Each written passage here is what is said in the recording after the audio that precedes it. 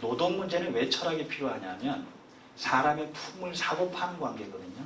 사람의 품을 사고 파는데 가장 중요한 게 우리가 사람이라는 겁니다. 사람이 일을 시키고 사람이 일을 한다는 거잖아요. 그 사람이 뭐냐라는 걸 철학적으로 한번 정리해보는 게 필요해서 사회변화와 노동법의 역할을 한번 같이 보도록 하겠습니다. 자,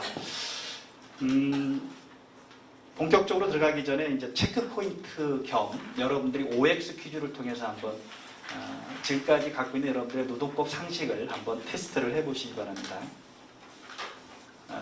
OX이기 때문에 손을 드는 걸로 그렇게 하겠어요. 다 맞추신 분은 한 분, 그 중에 한 분만 제가 제 자서전 한 권을 선물로 드리도록 그렇게 하겠습니다. 이게 뭔가 이렇게 경품이 있어요. 왜? 여러분들이 적극적으로 참여를 하니까. 자, 1번에 헌법상의 노동기본권은 생존권적 기본권으로서 경영권이나 인사권에 비하여 우월한 위력을 가지고 있다. 자, 이게 X일까요? 아니면 O일까요? 자, X 한번 손 들어보세요. 네, 두 분. 네. O 손 들어보세요. O.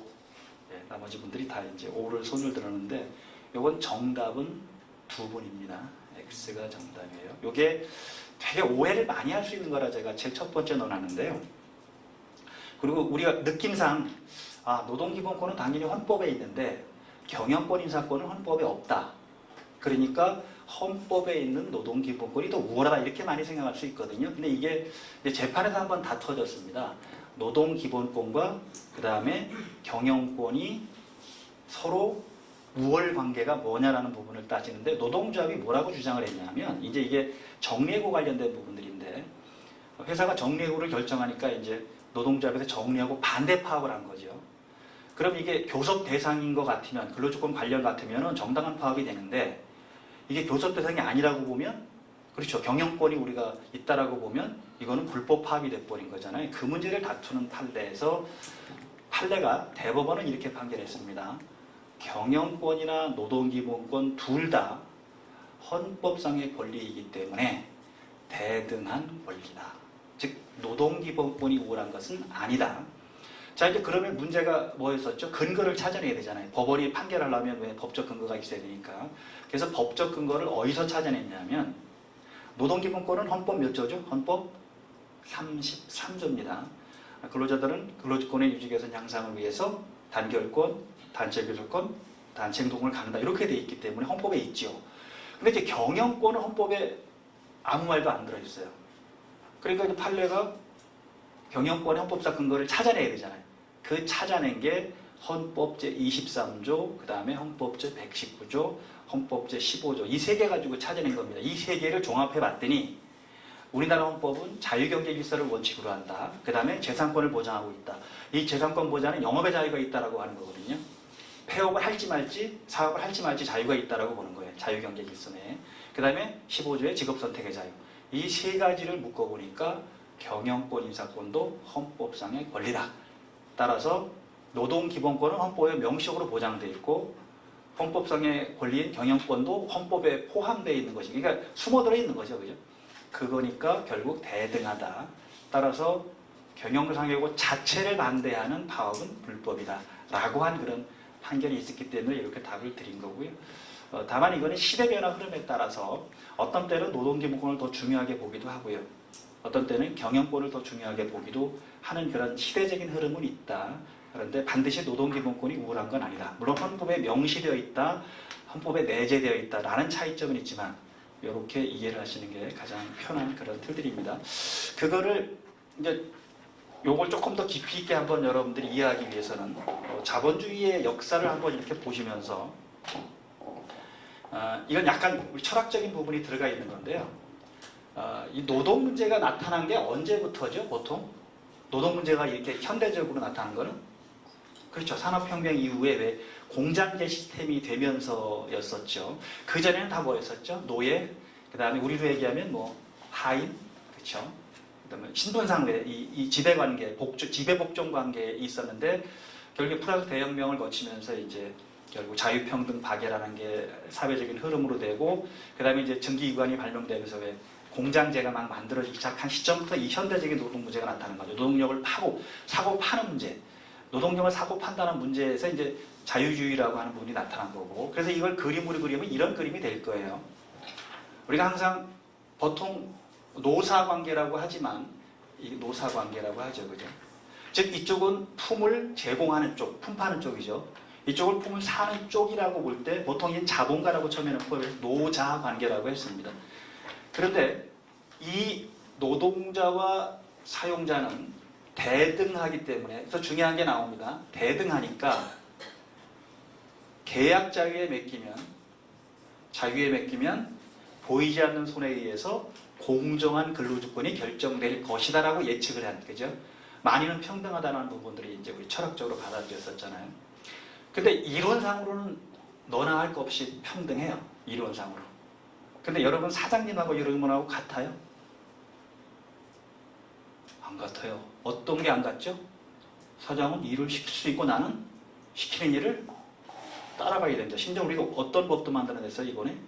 직장 내 괴롭힘 방지 이런 것도 만들어낸 거예요. 왜? 그거는 전제 조건이 뭐죠? 힘의 우월 관계가 있다는. 일을 시키는 사람과 일을 하는 사람은 근본적으로 차이가 있다는 거 우리 인정한 거거든요. 근데 자본주의 초기에는 대등하다고 봤어요. 그러니까 뭐에 맡겨놓으면 돼요? 계약 자유. 자, 이런 이론적인 틀을 갖고 봤는데 실제로 이런 현상이 벌어진 거죠, 이게. 즉, 사용자가 힘이 세고 여기 노동자가 힘이 약해져 버린 거예요. 이렇게 돼버리니까 무슨 문제가 생겼죠? 임금을 10원 줘도 그만이고 24시간 일 시켜도 그만이고 다 계약 자유니까. 그래서 벌어진 현상이 뭐냐면 이 노동자들이 내려버린 겁니다. 내려버린 거죠. 이게 대표적인 사회 현상으로 보면 노동운동이라는 것도 나타났지만 그 노동운동과 함께 공산주의 혁명으로 갔던 역사예요. 공산주의는 뭐죠? 자본주의는 많이 가진 사람이 계속 많이 가지고 못 가진 사람 하나도 없으니까 공동생산, 공동분배라는 기본적인 틀을 갖고 있는 거죠. 그게 공정하다고 본 거잖아요. 그죠? 그러니까 이 자본주의가 공산주의를 막기 위해서 뭘 한 거냐면 더 이상 사용자들이 노동자들을 괴롭히거나 착취하거나 왜 근로조건을 일방적으로 하지 못하게 만든 게 이게 근로기준법입니다. 우리나라는 근로기준법이고 영국에서는 이게 공장법이라고 하는 부분이 이제 1800년대 초반부터 나타났던 거죠. 그런데 여기를 받치고 있을 뿐 더 이상 이게 내려오게 하는 역할을 못했잖아요. 이거는 최저기준일 수밖에 없으니까. 지금 현재 여러분 노동법은 다 최저기준이라는 겁니다. 그래서 오해하지 마시기 바랍니다. 일단 법대로 해주면 된다. 이건 틀린 말이에요. 최저임금만 주면 된다. 이것도 틀린 말입니다. 즉 법으로 정해놓은 최저기준 이상 당사자간에 자유롭게 정하라는 거거든요. 근데 이게 자유롭게 정하려니까 사용자가 힘이 더 세니까 결국 근로조건이 안 올라가죠. 그때 나타난 단체가 이제 이 사람들이 모인 단체를 뭐라고 하는 거죠? 우리가 노조라고 하는 거죠. 그죠? 노조가 나타나는데 노조는 그냥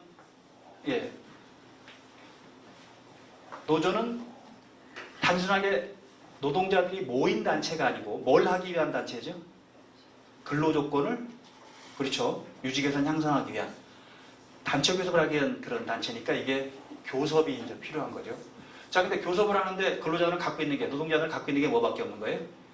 그렇죠. 품밖에 없는 거니까 품 파는 걸 거부하는 거. 이걸 뭐라 그러죠? 파업이나 이건 제니행위 그죠? 제니. 자, 이 세 가지가 노동 3권이라고 하는 거죠. 즉 단결권, 단체 교섭권, 단체 행동권은 거의 하나로 연결된 이런 틀이죠. 노동 3권이 우리는 헌법 33조에 아예 명시해 놓고 있는 그런 틀이 되죠.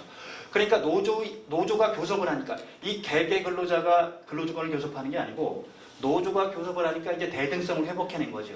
그러니까 어떻게 됐냐면 이렇게 내려온 겁니다. 이제. 그래서 이게 이론적 근거는 결국 힘이 약한 사람들이 뭉쳐서 힘이 강한 사용자한테 대항할 수 있는 그걸 카운터 베일링 파워라고 하는 거죠. 그죠? 대항력을 갖춰서 근로조건을 대등하게 결정하라라는 논리적인 틀을 갖고 있는 거죠. 왜 이쪽을 우리가 인정했냐라는 거죠. 이게. 근데 문제는 사회가 발전하면서 이렇게만 내려온 게 아니고 이게 탄력이 있으니까 이런 현상이 벌어진 거예요. 사용자가 약해지고 여기는 이제 노조가 되겠죠. 그죠? 노조가 힘이 세져 버리니까 이제 어떤 현상이 또 벌어졌냐면 이건 사회 구조에서 벌어진 일인데 이 사용자가 내려버리는 겁니다. 이걸 뭐라고 그러죠? 사용자가 내려버리는 것? 보통 여러분들 그냥 자본파업 이렇게 보면 됩니다. 자본파업은 다양한 형태로 벌어집니다. 산업자본을 빼서 금융자본으로 가는 것. 그 다음에 국내 자본을 빼서 어디로 가는 거죠? 해외로 가는 것. 이게 다 자본파업의 일부분입니다. 더 이상 여기서는 돈벌이가 안 된다. 그러니까 돈벌이 되는 대로 찾아가겠다는 겁니다. 즉 공장하는 거 힘들으니까, 사람 쓰는 거 힘드니까 어떻게 하겠다는 거죠? 건물 져가지고 그냥 임대료 받고 그냥 살겠다. 이렇게 하는 게 기본적인 틀인 거죠. 자, 그러니까 이게 내려버리니까 또 이 사회가 이루어지지 않잖아요. 이게 내려버리니까 이때 정부가 또 뭘 손을 내야 되냐면 이쪽을 도와주는 방법을 또 찾아야 되는 거죠. 그렇지 않으면 이거를 제약하는 방법을 찾아야 되는 거죠. 이게 현재 우리 사회가 안고 있는 그런 딜레마입니다. 우리 예측은 노동자들은 다 약자이기 때문에 노동조합을 통해서 근로조건을 개선, 유지, 향상할 노동기본을 보장했는데, 문제는 이게 힘이 세진 노조가 생겨버리니까 사용자가 내려버리는 거, 이걸 어떻게 할 거냐라는 문제가 생기는 거죠. 왜냐하면 노사는 결국 머리는 둘이지만 몸은 하나거든요.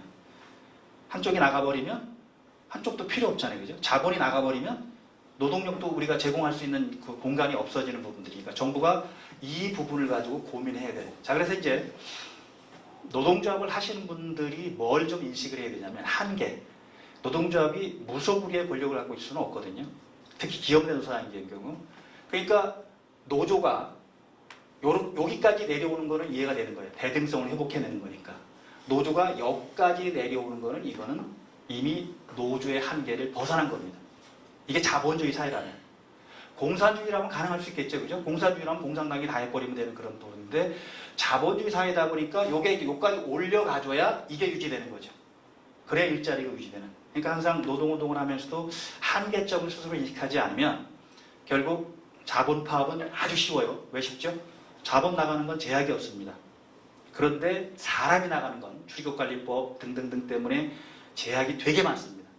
그러면 자본은 나가버리면 사람들은 남죠. 그럼 일자리 문제가 사회 문제가 돼버리니까 이 한계를 지켜줘야 되는, 이게 결국 이쪽이 갖고 있는 게 노동기본권, 이쪽이 갖고 있는 게 경영권이에요. 그래서 노동기본권과 경영권은 아까 우리가 판례가 뭐라고 했죠?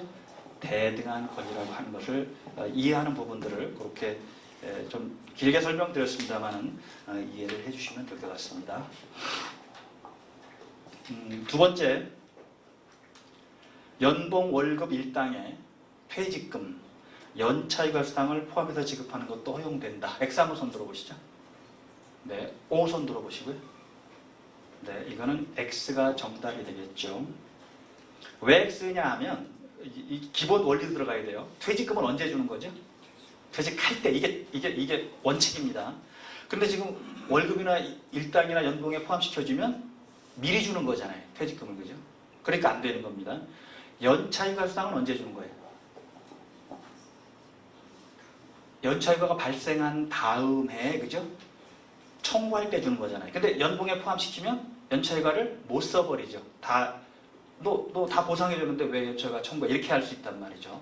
그러니까 기본적으로 퇴직금은 퇴직할 때 주는 것, 연차수당은 다음 해 휴가로 주는 거고, 만약에 휴가를 안 갈 경우에 그때 보상금을 주는 거라는 거죠. 그러면 결국은 지금 현재 연봉에 포함시키면 안 되는 게 논리적으로 맞겠죠. 이것과 비교해서 앞으로 문제가 되는 게 이제 포괄임금제일 텐데요. 포괄임금제를 우리가 도입하는 경우 연장, 야간, 휴일수당을 포함해서 지급하는 건 가능해요. 근데 앞으로 조심해야 될 게, 포괄임금제는 근로시간을 산정할 수 없는 특별한 사유를 입증해야 되는 거예요, 이제. 근데 여러분 사업장은 근로시간을 산정할 수 없는 사유를 입증하기가 되게 곤란하죠. 그렇다면 포괄임금이 무효가 될 수가 있다는 거죠. 여기서 무효가 된다는 얘기는 근로자한테 불리한 건 무효고 근로자한테 유리한 건 유효합니다. 그러니까 예를 들면 우리가 한 달에 연장근로수당을 예컨대 50만 원 주기로 했다. 보통 이제 뭐 한 2시간 정도 연장한다든지 등등 이렇게 해서 왜 월급에 50만 원을 연장수당 포함해서 주잖아요. 그죠? 그런데 어떤 사람은 실제로 연장근로수당을 계산해 봤더니 100만 원 정도 더 줘야 돼요.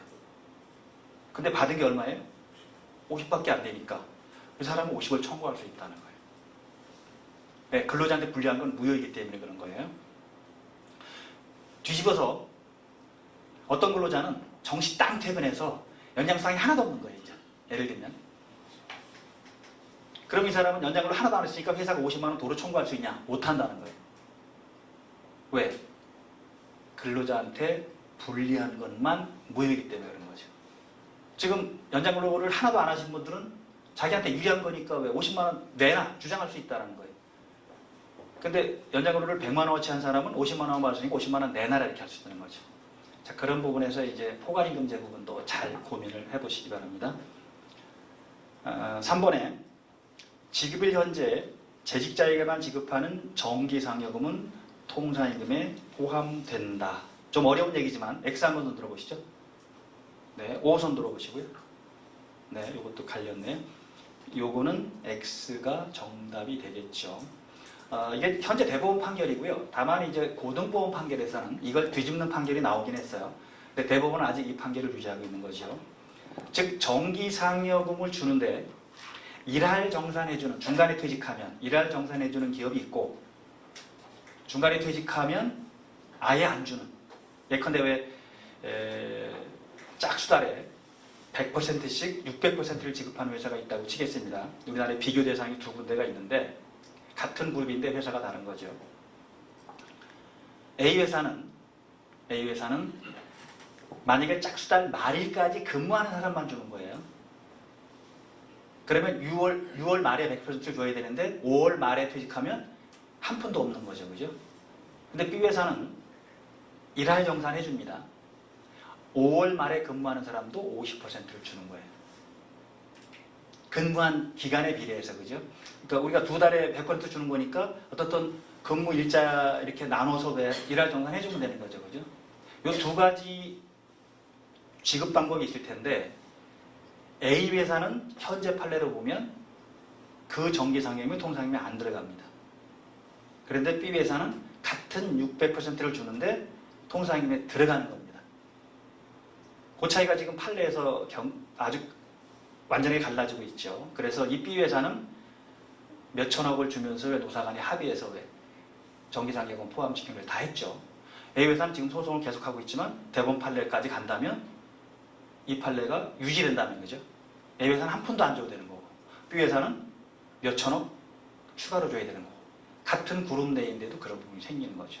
자, 현재까지는 정기상여금의 경우 재직자 기준을 두고 있으면 통상에 포함되지 않는다라는 원칙을 갖고 있고 뒤에서 보겠습니다만은 고등법원 판례 나온 거는 그 자체가 무효다. 재직자 기준을 둔 게. 그러니까 통상임금은 당연히 들어가겠죠. 그렇게 되면 무효니까 재직자 기준 자체가 무효니까. 그래서 그걸 뒤에서 한번 자세히 보도록 하겠습니다. 문제 4번에 근로기준법에 미달하는 근로조건을 정한 근로계약, 취업규칙, 단체계약은 그 부분이 무효가 되며 근로기준법이 적용된다. X 한번 손 들어보시죠. 네, 내리시고 5손 들어보시고요. 네, 감사합니다. 이건 5가 맞겠죠. 이제 핵심적인 부분들은 뭐냐면 당사자가 자율적으로 근로조건을 결정하는 게 당연하게 되는 거죠. 그죠? 근데 그 자율적으로 정하는 것의 전제 조건은 뭐냐면 법 기준보다 아래로 가면 안 된다는 거예요. 법이 최저 기준이기 때문에 노사 간에 합의를 하더라도 법 기준을 위반할 수 없다는 거죠. 대표적인 예가 여러분들 최저임금이죠. 최저임금이 지금 8,350원이라고 시급으로 되어 있는데 예컨대 어떤 근로자가 나는 6,000원만 줘도 됩니다. 그냥 사장님 제가 공증해 드릴게요. 뭐. 각서 써드릴게요. 나는 청구하지 않는다고 각서서 등등 해도 나중에 근로자가 청구하면 다 줘야 되는 거죠. 왜? 그 계약 자체가 무효고 여기서 무효가 된다는 걸 강행적 효력이라고 하는데 강행적 효력은 없애버린 거거든요. 그러니까 6,000원을 없애버렸습니다. 그 6,000원을 없애버렸으면 뭐가 그 자리를 차지해야 되잖아요. 그게 법이 차지한다는 거예요. 그걸 보충적 효력이라고 합니다. 즉 강행적 효력과 보충적 효력에 의해서 법 기준이 그대로 그 자리에 들어간다는 거죠. 그럼 당연하게 8,350원이 최저임금이 되는 거죠. 임금 지급 관련 부분이 되는 겁니다. 노사 간의 합의해도 안 돼요. 노사 간의 합의해도 안 된다. 즉 단체 협약으로 해도 안 된다. 취업규칙으로 해도 안 되고 근로계약으로 해도 안 됩니다. 자, 5번에 부정한 채용 청탁을 통해서 입사한 근로자의 경우 회사가 소급해서 채용을 취소할 수 있다. X 한번 손 들어보시죠. 네, 5손 들어보시고. 네, 이것도 의견은 갈렸지만 일단은 X입니다. 근데 X의 의미가 소급 때문에 X라고 보시면 돼요.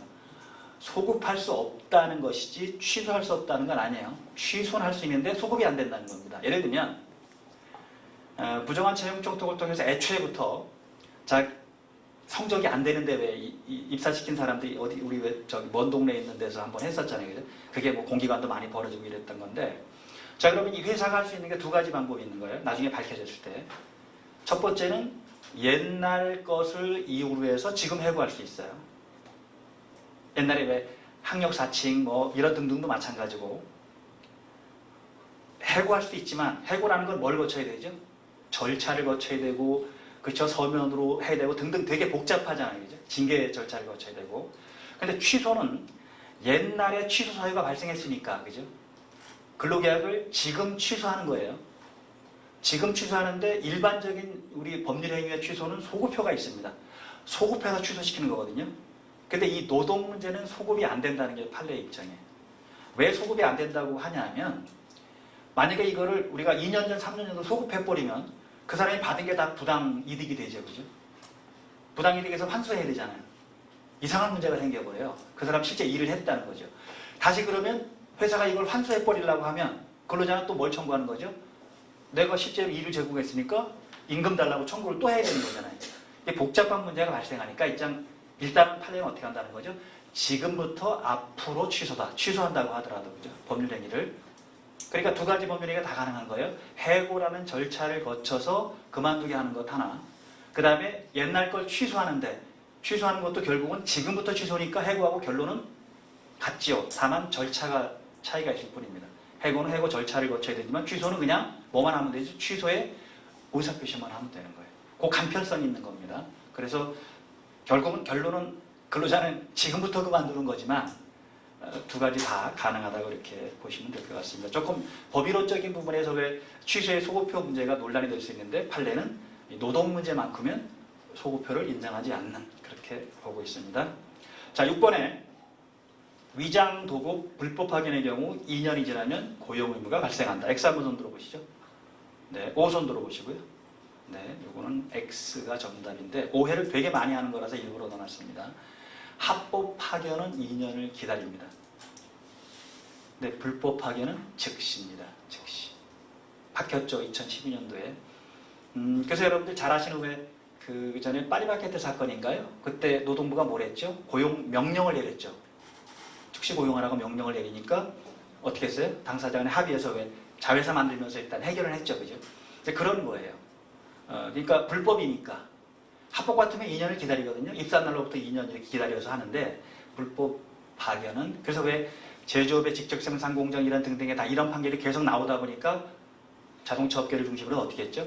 합의해서 그죠? 비정규직 노조하고 합의해서 그냥 복직이 아니고 왜 채용을 다 할 테니까 단계적으로 채용할 테니까 뭐 소송을 취소해라 이렇게 하는 부분들이죠. 원칙적으로는 불법 파견은 입사 날로부터 그 원청회사의 근로자가 돼버리거든요. 그러니까 지금부터 우리가 단계적으로 채용을 해줄 테니까 옛날 거는 다 그냥 없던 걸로 하자라고 등등 하는 건 양쪽 다 이득이 되는 거죠. 그죠? 그러니까 한쪽이 다 얻으려가면 파토가 나니까 조금씩 양보하면서 그렇게 합의를 했던 그런 틀이라고 이해하시면 되겠어요. 7번에 근로자가 사망하거나 퇴직한 경우 사용자가 10살 이내에 임금 퇴직금을 지급하지 못하면 연 20%의 지연이자를 지급해야 된다. X 한번 손 들어보시죠. 네, O 손 들어보시고요. 네, 요거는 O가 맞겠죠. 14일이라는 게 되게 중요한 그런 틀입니다. 월급날하고 아무 관련이 없다는 거예요. 자칫 많이 오해하는 게 뭐냐면 우리 월급날은 말일이니까 말일까지 기다려 이렇게 많이 답을 주는데 이게 안 맞는다는 겁니다. 자간 그만둔 날로부터 14일 이내에 임금, 퇴직금 등등 금품을 다 청산해줘야 되고 만약 그때까지 청산을 해주지 못하면 지연이자가 20%, 연 20%가 지연이자를 볼 수 있다. 그래서 혹시라도 14일 이내에 지급하지 못하는 사정이 있다면 돈이 없어서 뭐 여러 가지 사정이 있다면 당사자 간에 합의를 해야 됩니다. 당사자 간에 합의를 해야 나중에 벌칙 적용 부분들에서 좀 자유로운 부분들이 있고요. 물론 노동부는 합의하더라도 지연이자는 주라고 합니다. 다만 합의하면 뭐가 없다는 거죠? 14일이 지나도 형사처벌을 하지 않는다는 것 때문에 되게 중요한 그런 부분입니다. 여러분 왜 지난번에 한번 노동 문제 중에서 되게 재밌는 사례가 하나 벌어졌던 게 대천에 왜 어디 뭐였었죠? 왜 회하는 데 있어서 그 시장이죠. 시장인데 이분이 왜 한 3년인가 5년인가 근무를 했는데 한 5년 되던가요? 근무를 했는데 이제 우리는 보통 그랬는 모양이에요. 제가 정확한 내용 모르지만 그냥 월급 250만 원에 퇴직금 포함 뭐 이렇게 아마 했겠죠. 아니면 우리는 퇴직금 없는 그냥 그 시장 내에서는 그렇게 하니까. 근데 이분이 근무하고 이제 그만두면서 퇴직금 달라고 하니까 안 주니까 물론 한 300만 원은 줬대요. 퇴직금 정식으로 처리하면 한 1000만 원 되는데, 그러니까 노동부에 고소고발을 한 진정서를 내니까 이제 노동부가 주라고 하니까 이제 줬죠. 그때 얼마짜리를 준 거죠 그때? 예, 1000원짜리를 찾아다가 그냥 1000원짜리를 또 왜 100만 원 단위 이렇게 하면 좋은데 그게 아니고 그냥 다 띠지를 뜯어서 네 700만 원 쉬어가라 아마 이렇게 했던 것 같아요. 이제 감정이 이제 난 그런 부분들인데, 자 그럼 이렇게 금품을 청산하면 감독관이 반드시 물어봅니다. 금품 청산이 됐으니까 처벌을 원하십니까? 원하지 않습니까? 라고 물어보죠. 그런데 이게 좀 뚜껑이 열리니까 어떻게 한 거죠? 나는 처벌을 원한다라고 한 거예요. 돈을 줬어도 처벌합니다.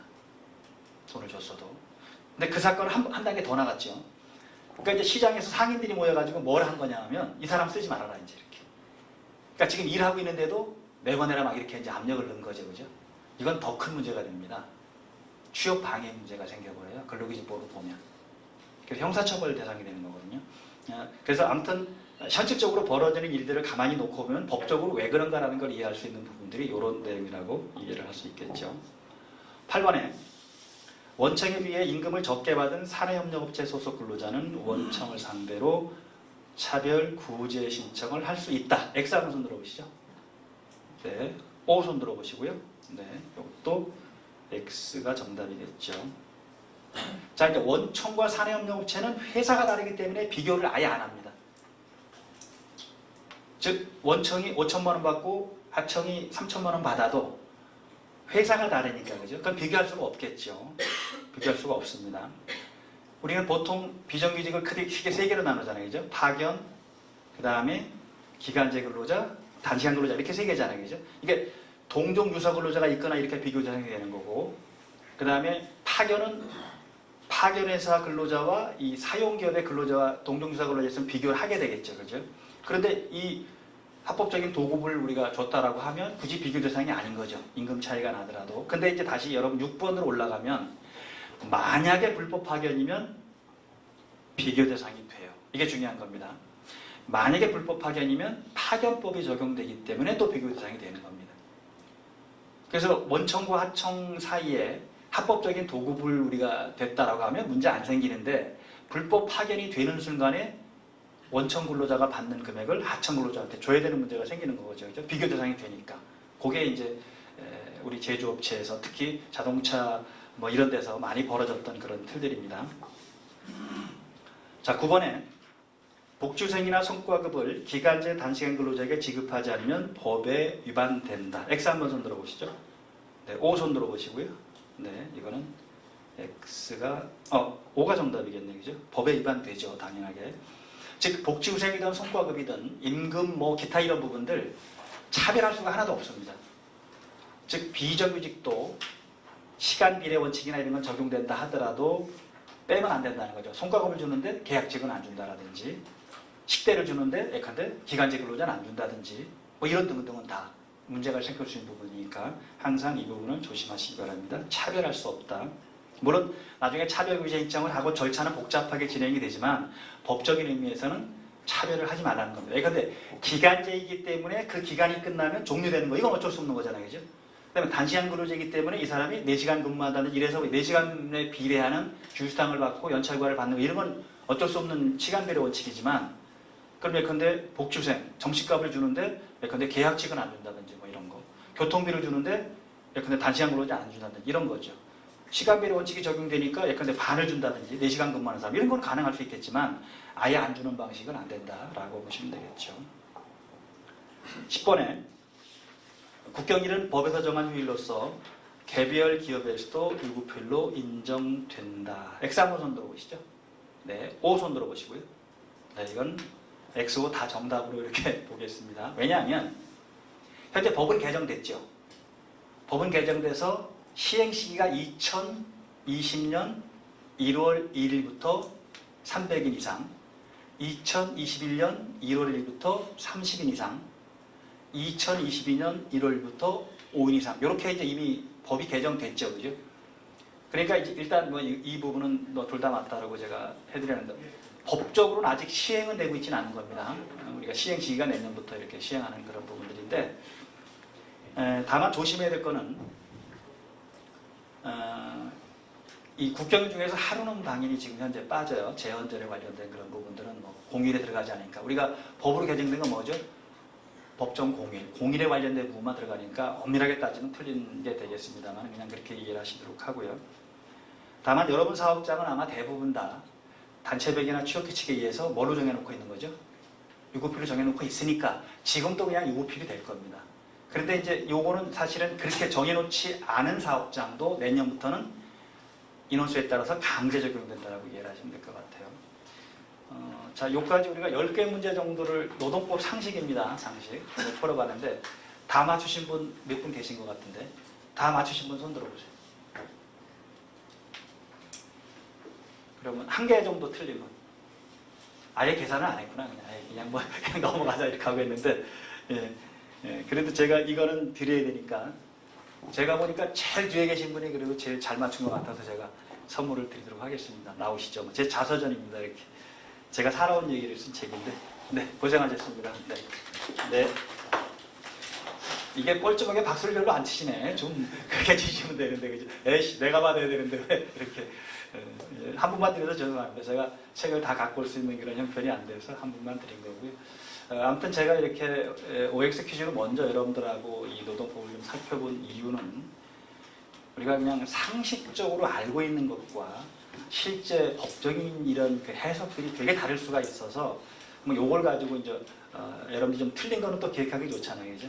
그래서 한번 진행해 봤고요. 요런 내용들을 이제 강의에서 본격적으로 좀 설명을 드리도록 하겠습니다.